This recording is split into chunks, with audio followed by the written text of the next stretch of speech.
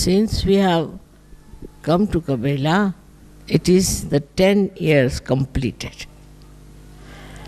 So, you can imagine how in these 10 years we have been able to progress in Sahaja Yoga. Now, today we are going to have a Guru Puja. As I have said, you all are Gurus and you want to worship me as your Guru, is all right. But the main thing one should understand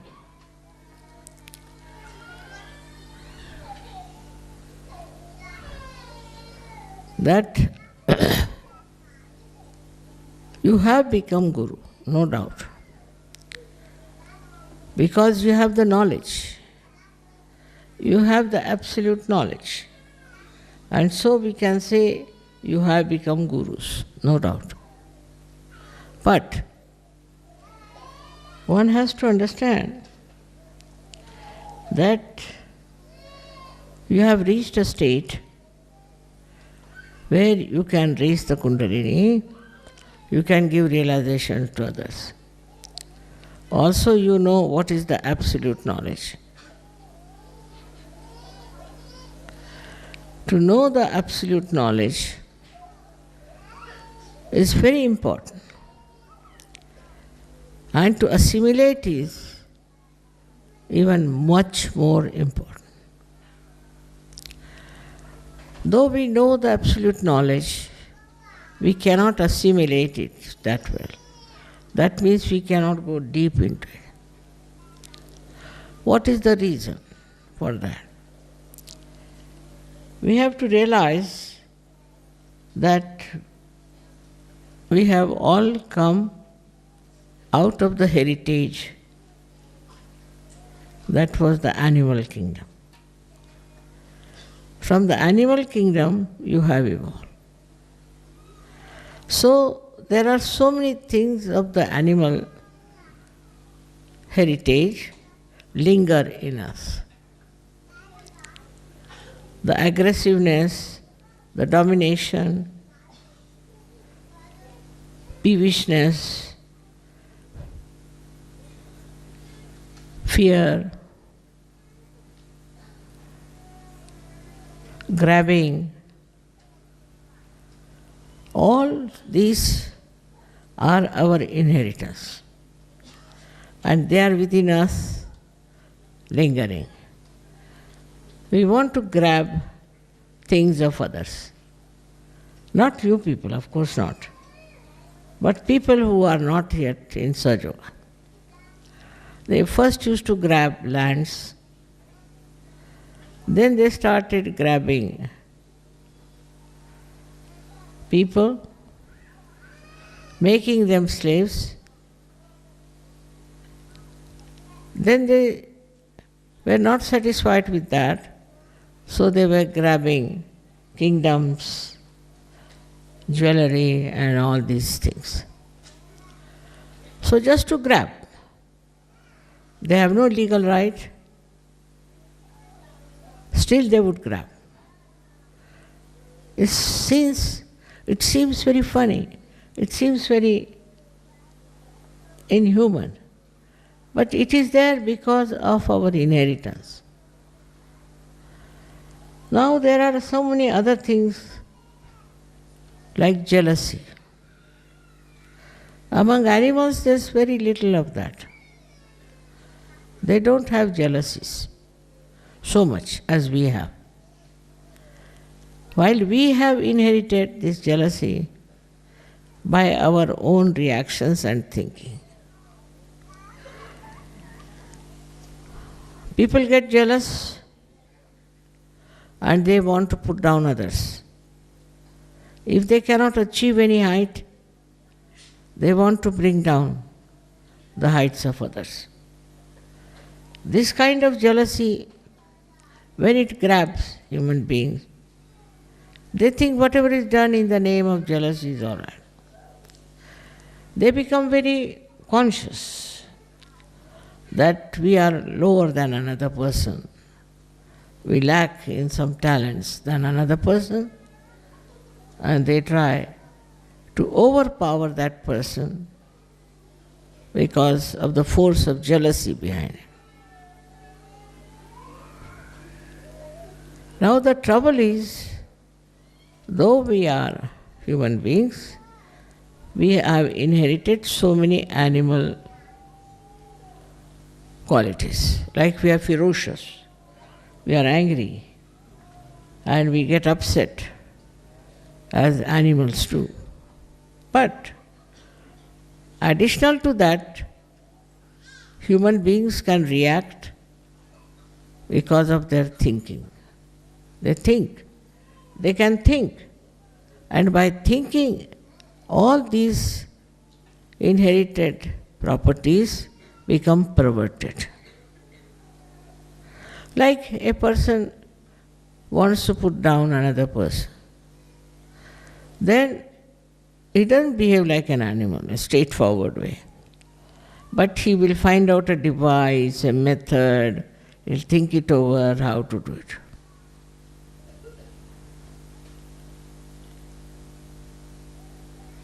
The main problem with human beings is that they still have inherited very violent temper. This violent temper has to be controlled, has to be seen. When you see something which you don't like, which is against your will, maybe something like that, immediately you flare up.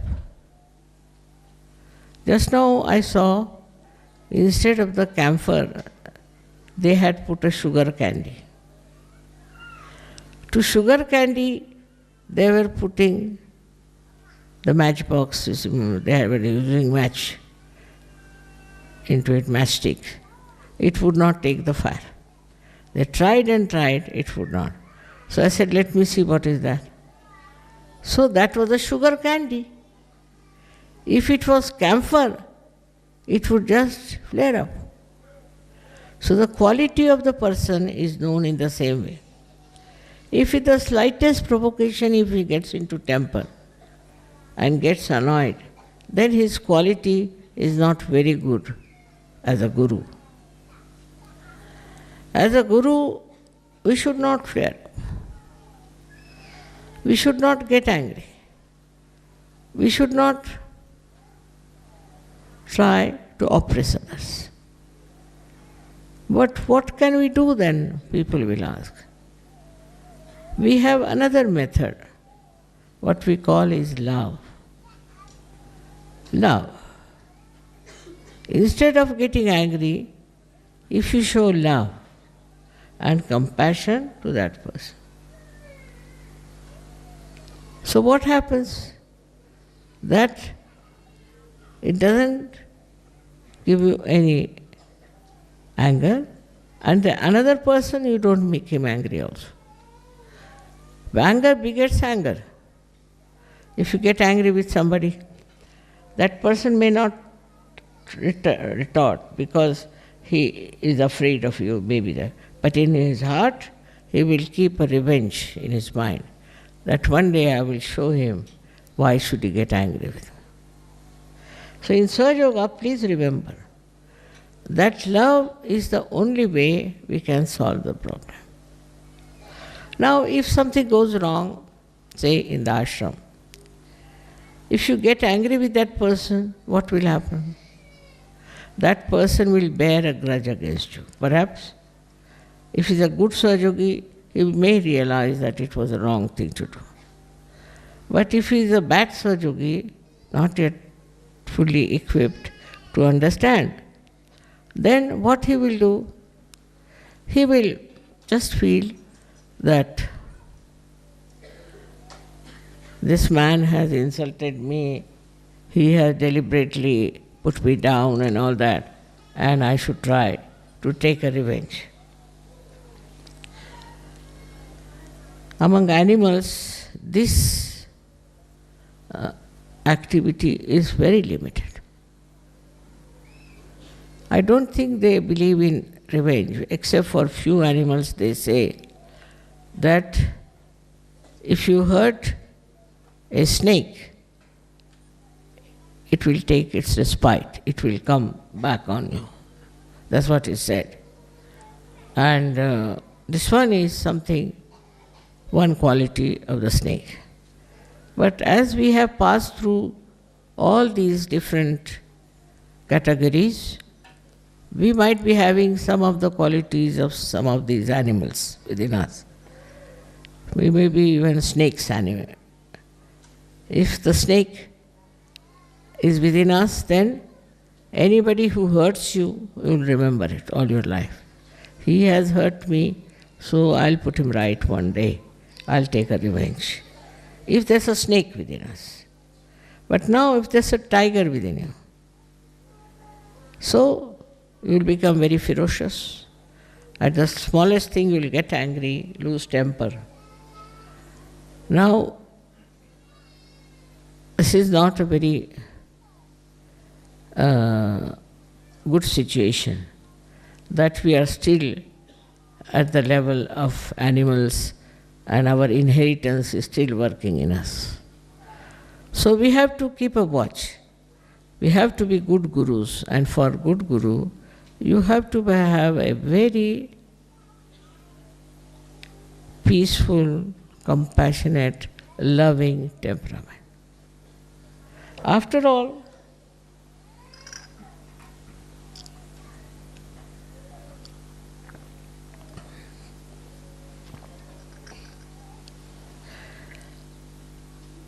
one has to understand that people have this inheritance. And some people have more, some people have this, or some people have that. For that, if you get angry with that person, it's not going to help him or help you. But if you are loving and compassionate and you explain that person what is the problem is and what you want to do, I tell you it will improve.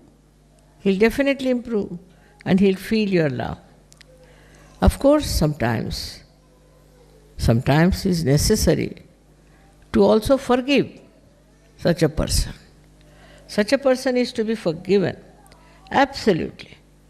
In that doesn't mean that if he has done wrongs, all kinds of wrongs, you forgive him and he goes on still with the same. Doesn't mean. Forgiven means forgotten.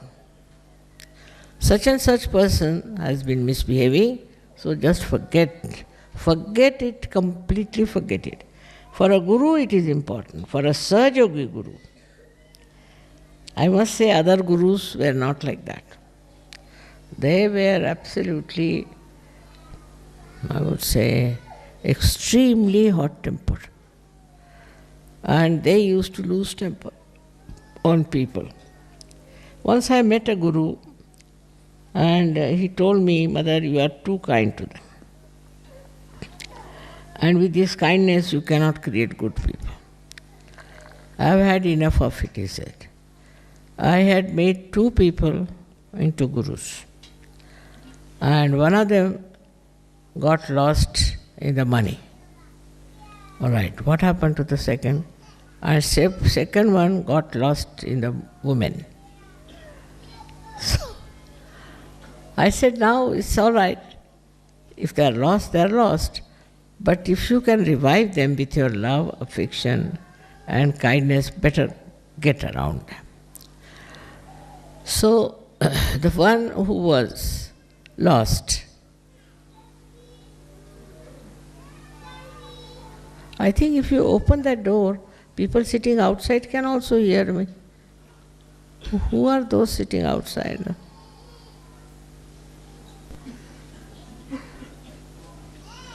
Open it fully. Of course.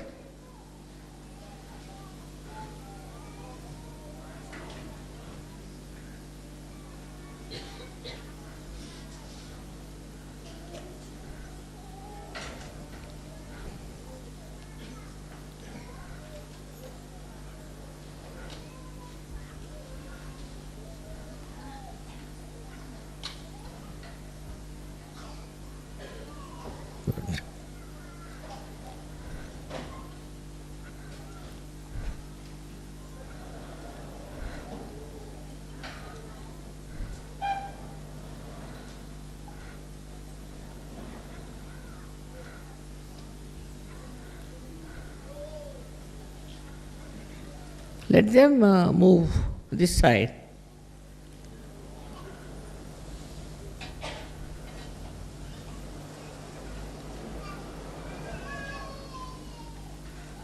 Now it's better.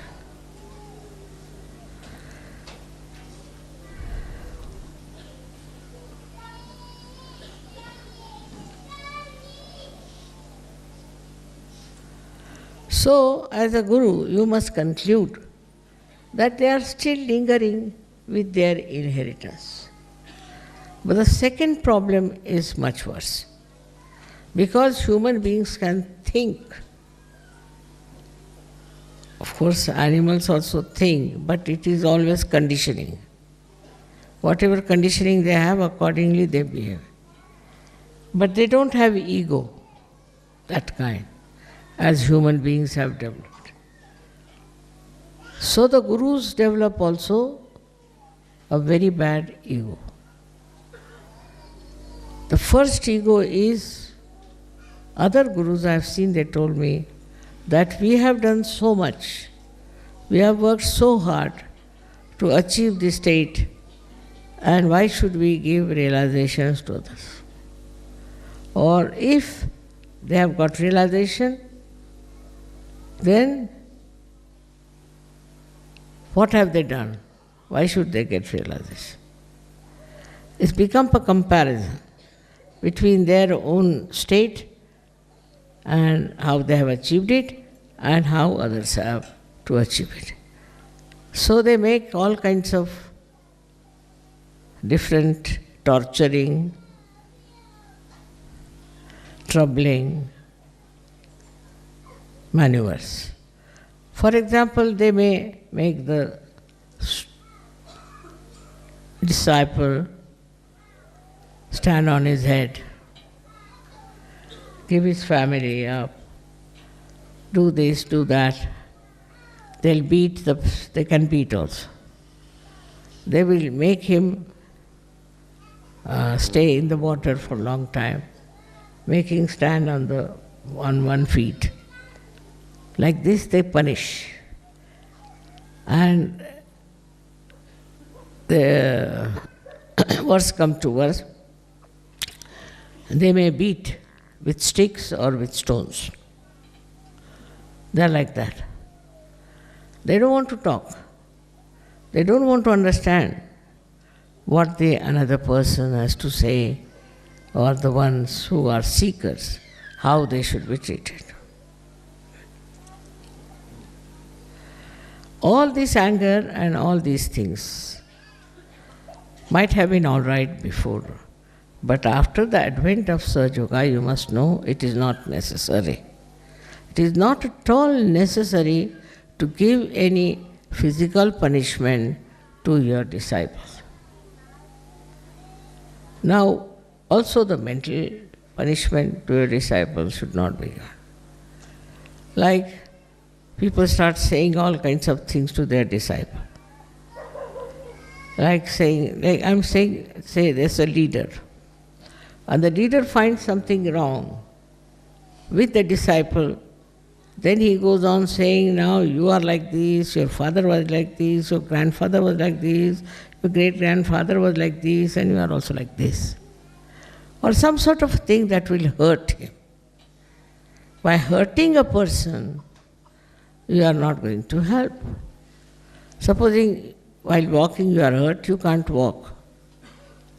In your spiritual ascent also, if you are hurt, you cannot go ahead. So not to hurt people is very important. Once you go on hurting others, then you are not a good guru. You are not the one who is really being kind and understanding of the disciple. In Sahaja Yoga, it's a different thing altogether. Because you all have achieved Sahaja Yoga without doing any kind of penance, any kind of guilty consciousness, confessions, anything. Nothing. As you are, you got your realization. Nobody had to stand on their heads, give up their husbands, wives, their families, this thing, nothing of the kind. As you are, whatever dress you are wearing, whatever conditions you are given realization. Is a fact. You don't have to pay for it. You don't have to exert yourself, don't have to do anything. Just you get it sitting down wherever you are. After that, this kind of a happening should prove to you that you have a power of love, of compassion. Out of your love you have given realization. We never realize that. Supposing we are anxious to give realization to people, we want to go to the villages, work there and give them realization. Why? Why do we do it? It is not for any fame, not for any reward or anything, but just out of the love that is in your heart, that you feel, why am I enjoying everything, why others are not enjoying? And so you go out of the way to help people, to get their realization. Now you have become a greater human being and you feel concerned. Others are getting ruined, they are going on a wrong path, they are doing wrong things. And that makes you feel very, very upset and you want to help them. And this understanding once you have, then you will know how to deal with the person with whom you have to behave like a guru. Mostly it is not necessary to say anything harsh to that person. At the most you can tell the mistakes that they are committing. But that too in such a soft manner that a person doesn't get any shock out of that. All these thing of attachments also. Now somebody has too much attachment, say for the family, for the wife, for the husband, children or something. And once they come to Sahaja, still they have same amount of attachment. All right, doesn't matter. But how far they will go with that attachment, how long it will continue is the point. You should be detached. If I say you cannot be, it's a state. It's a state of mind when you are detached. But when it comes to doing something for them, you will go all out to help them. But you are not an attached person. Now, what is the description of an attached person? Attached person is always worried about the other person. Goes on thinking about the other person. Cannot think of Sahaja. Only think of the people with whom he is attached. Then he is very sensitive. You can't say anything to his brother, sister or anyone, otherwise he jumps. Attachment is also with the name that he has. Supposing he has achieved a certain name, supposing, or some big position, then what does he do? You can't challenge him anyway. You cannot by any words you can challenge him. Because he is so identified with that. He thinks he is a big person who has achieved such a lot of positions in life. He is so much attached that he wants you, the Guru, to pay respect to that attachment. Now, which is the way you can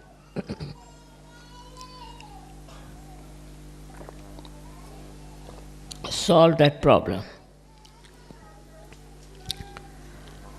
Supposing somebody is very much attached to his wife, say for example, then you should not discuss and argue with that person. Not at all. Because he's still coming up slowly up to this stage. Such a person is not absolutely a perfect Sahajogi. So what do you have to do? If he is attached to his wife, let it be.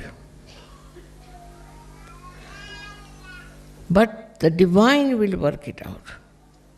And he will realize that what he has been thinking, doing, and taking decisions is all wrong.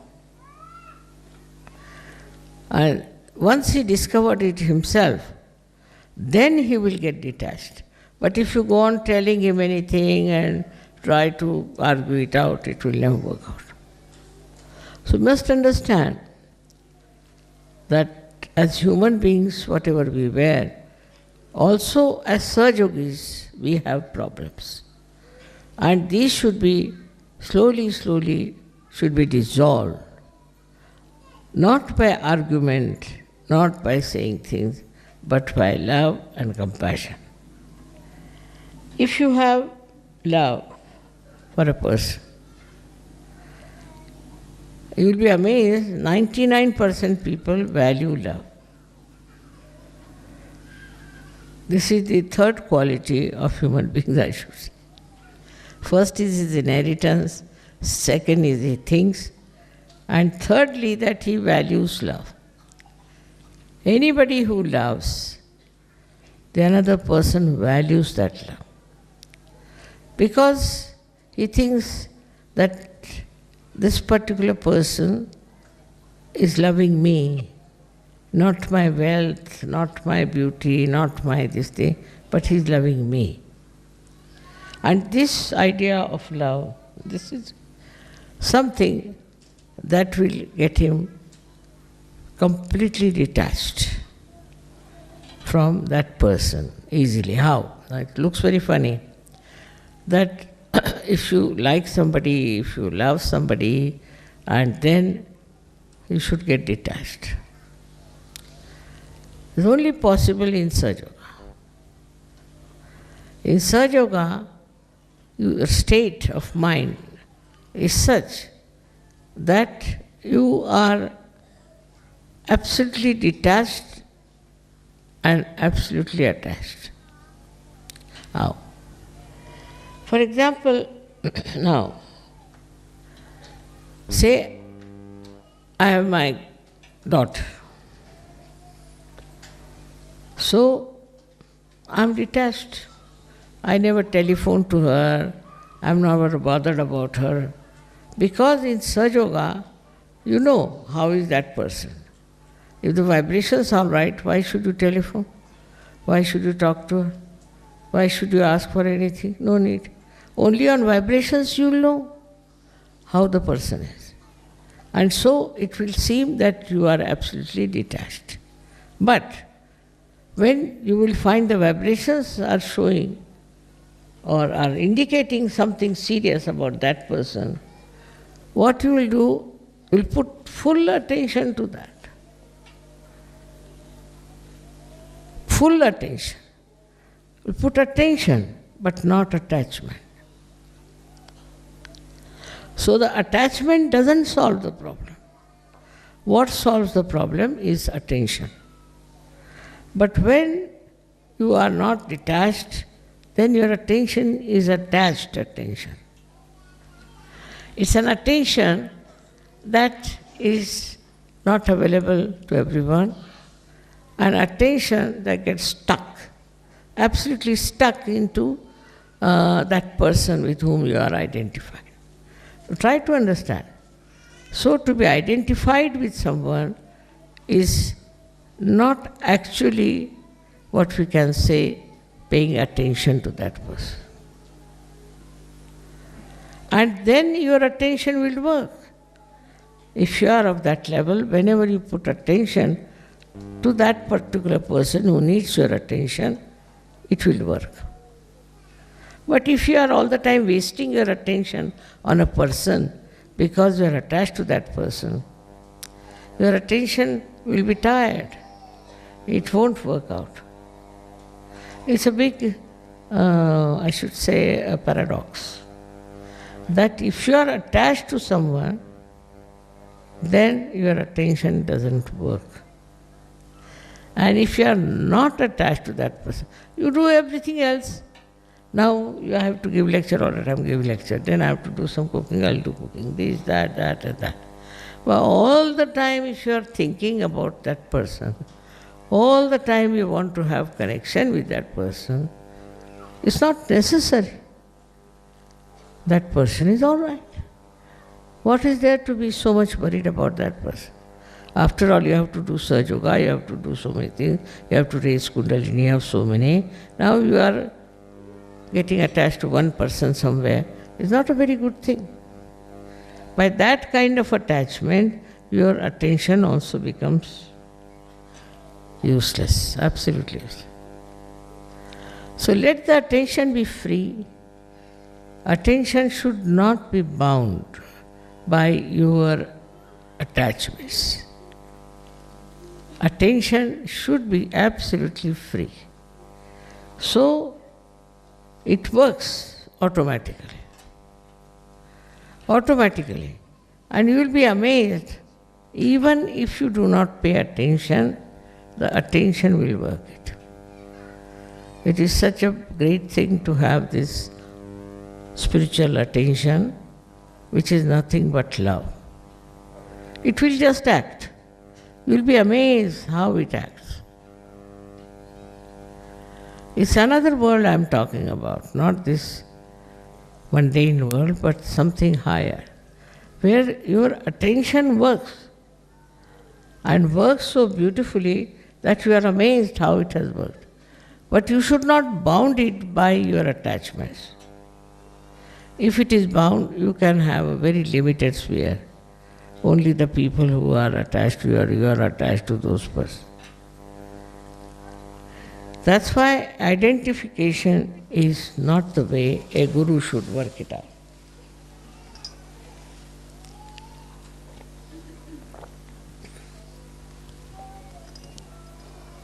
Now, there are 10 disciples and one guru. And the guru likes only one. He thinks this is the best and he should be encouraged and should be given all the possible help. But that's not going to help. What on the contrary should say, he is already a good fellow. He has risen very high, he has gone very deep. So pay attention to those who are not so good. And talk to them about it, that you have to come up in a very sweet manner. You have to talk to these other people who are not yet there or who are still struggling. You have to understand. You have to notice what are they doing. Why is it they are not improving or rising in their attention? What is the problem? Why the divine is not flowing through them? And you will find the reason for this is that people do not have good attention is because it is focused on someone all the time. They feel this is their responsibility, that it should be focused. It's just to give an explanation, it's just an explanation to say that, see, naturally I have to be worried about this, I'm worried about that. It's just an explanation. But if you really don't fix your attention to one person or 10 persons only, then your attention looks after the whole world.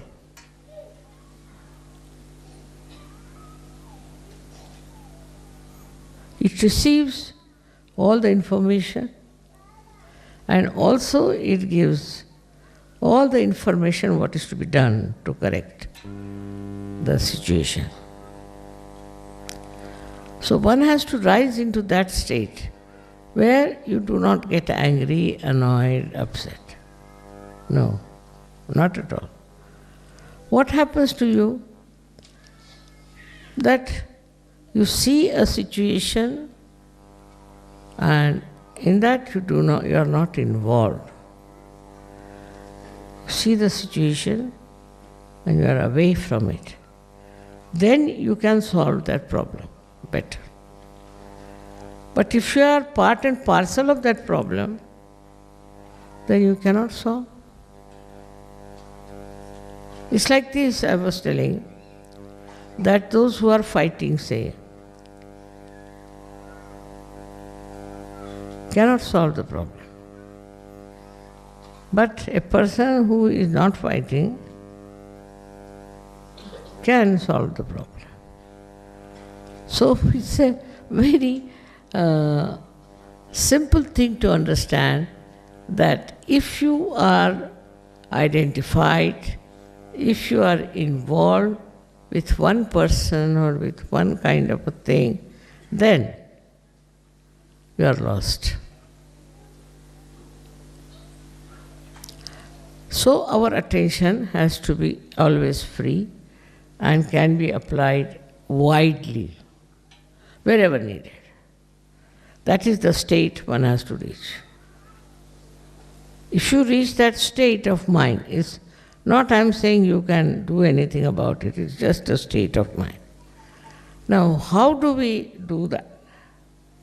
Only through introspection. Through introspection, you will understand that you need help to solve your problems. Firstly, the problem is how to face yourself, because you are a little bit shy or maybe nervous about it. As the time comes, you'll be amazed that this nervousness has no meaning at all. When you try to be deliberate about it, then it won't work out. But if you are sahaj, it will work out. So we come to the second point, apart from the attention, that we should leave everything into the hands of Param Chaitanya. Let the Param Chaitanya solve the problem. This is the problem, let Param Chaitanya solve the problem. We are not bothered. So a detachment comes in. You give the whole thing to Param Chaitanya to solve. So you are not in it, you are away from it. Very, very simple things are there. That if you understand that we suffer because everybody feels responsible for us. Everybody thinks they are responsible, they have to do this responsibility for us. Somebody says, this responsibility he has to do. All these things are worrying them. And that is the reason today we have a very complex society. They are suffering from all kinds of diseases in which only thinking is responsible. By this thinking all the time, thinking about one person, thinking about one problem, you reach nowhere. At that moment, what you have to do is to leave it to the Param Chaitanya. If it goes to the Param Chaitanya, it will manage.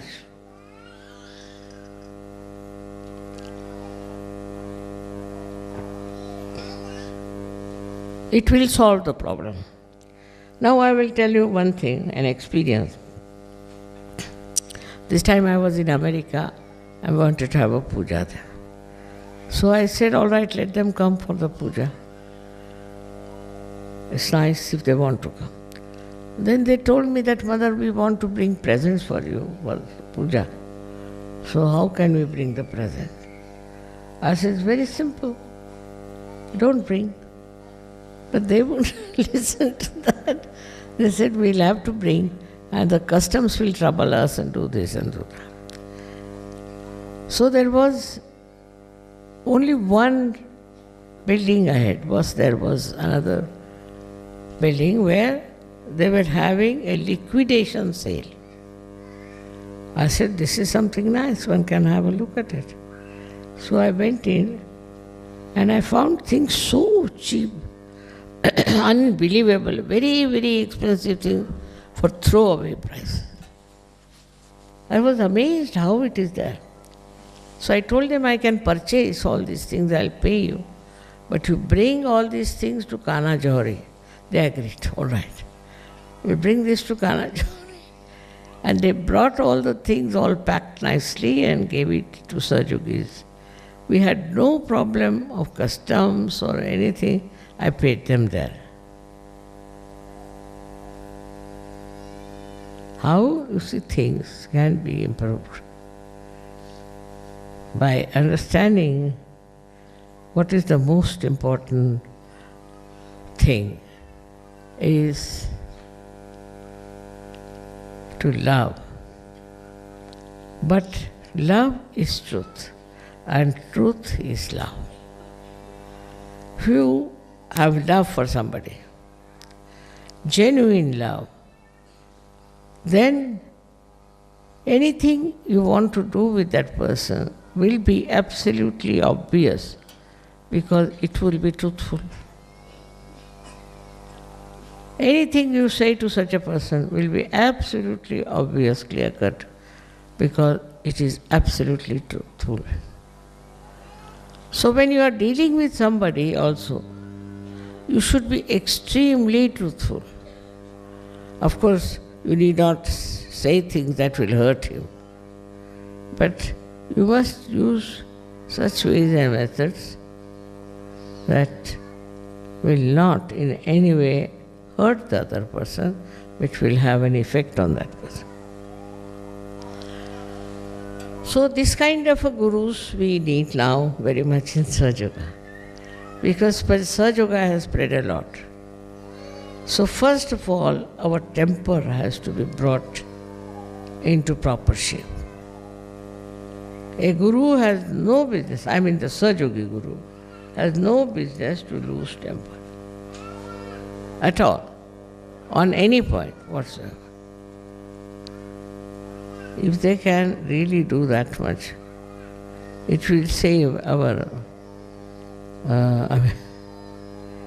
so much of worry, so much of problems, so much of mess we create. All this can be solved very easily. But first we must have pure love in our heart.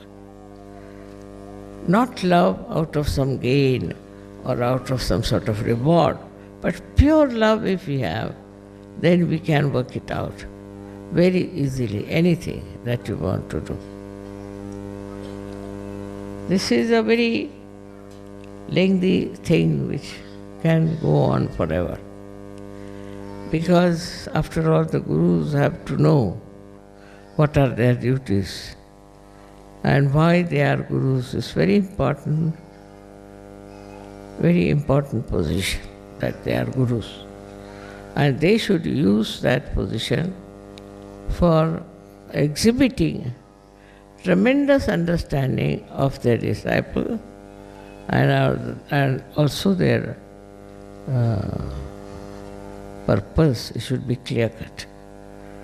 People should not doubt him, should not think why he is doing such and such things. It should not be a mystery, but should be absolutely clear-cut. All these things I am telling you today because today we have completed 10 years of stay in Cabella.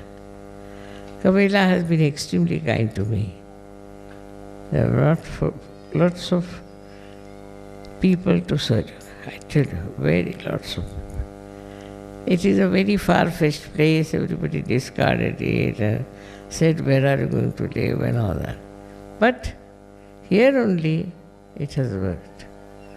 And that should be accepted as a very good indication that Sahaja does miraculous things. Miraculous. But foremost thing is you must know vibrations. If you don't know about vibrations, then you can't do it. For example, when I first came to Cabella, everybody told me, Mother, very lonely place, there are mafias around, there are only 6-7 houses there, where are you going, what is this? They all warned me. So I came here, and immediately I told the mayor, I'm going to buy it, and tomorrow I'll pay you the money. He was surprised. How can I do that? I said, don't worry. Perfectly all right. On vibrations it was. On vibrations I decided that this is a wonderful place. And vibration helped me so much that time. Though everybody discouraged me and everybody gave me a very big picture, horrible one, but still, where is the mafia now? It's gone, finished.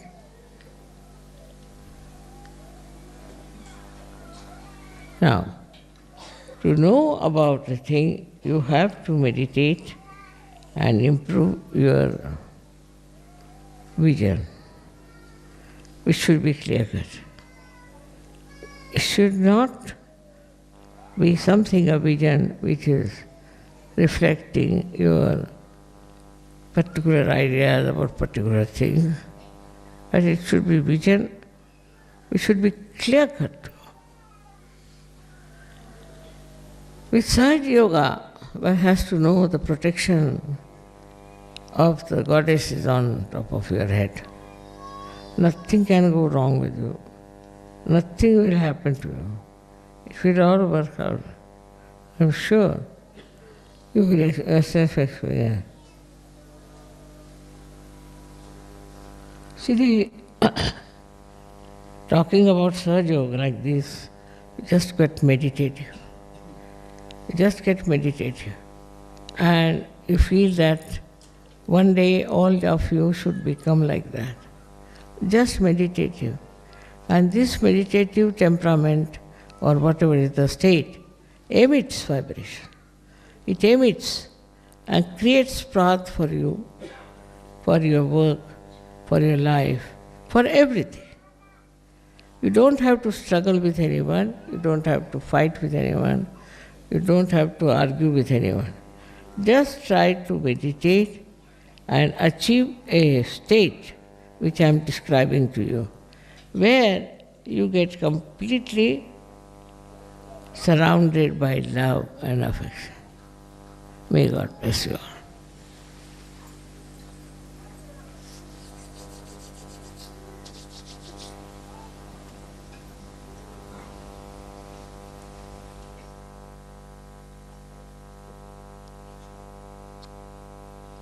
There's one thing is important to understand, that you should not go to extremes of everything, which is also a human quality.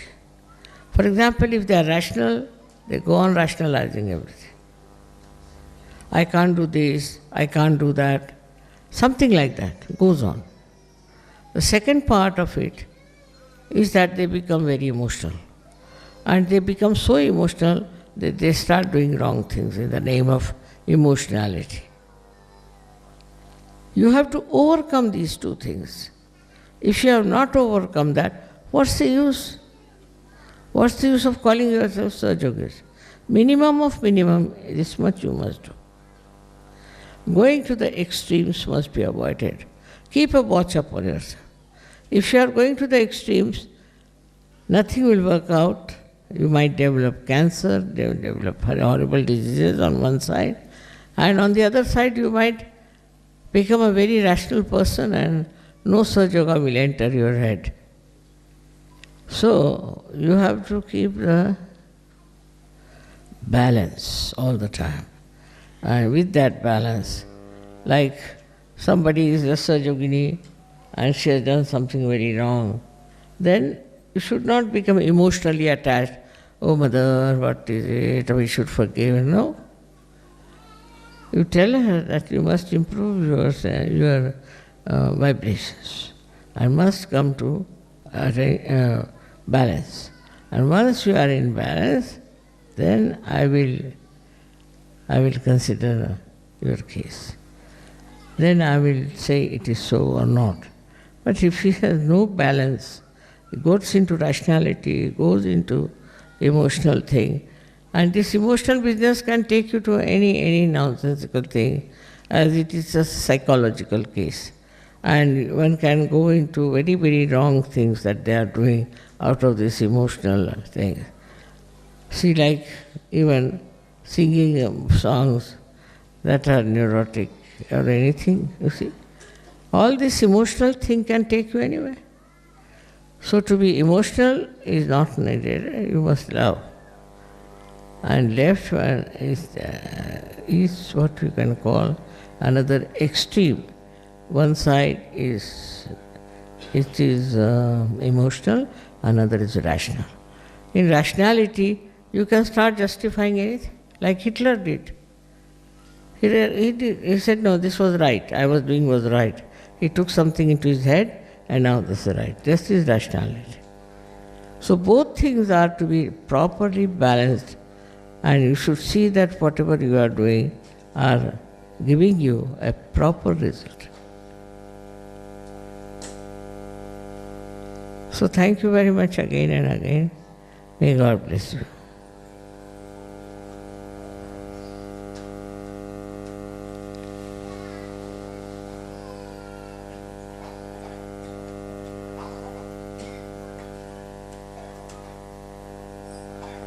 May God bless you.